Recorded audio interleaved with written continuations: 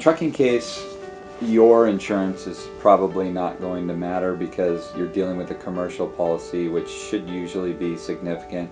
Most policies are going to be more than $750,000 or more, and of course for many catastrophic injuries that's not nearly enough, but depending on the size of the company, usually you're going to have more than that available. Your own insurance isn't going to matter usually because of a commercial policy being involved. It certainly matters when you're dealing with any other kind of auto accident case where there's not a commercial policy involved. The best piece of advice I can give people, and I always do when I meet with them, is make sure your underinsured or uninsured motorist coverage is as high as you can afford.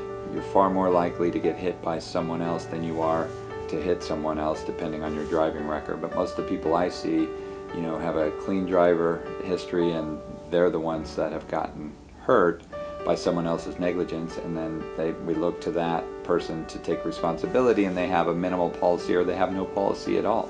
And minimal policy in California is only $15,000. That's all the law requires. It doesn't go very far. Oftentimes your emergency room bill alone is $15,000. So you need to make sure your uninsured or underinsured motorist coverage, which is usually coincidental to your liability coverage, is as high as you can afford. I'd say a minimum of 100, 300, meaning any one accident, you're insured for $100,000 for any one individual, up to $300,000 for everybody in your car.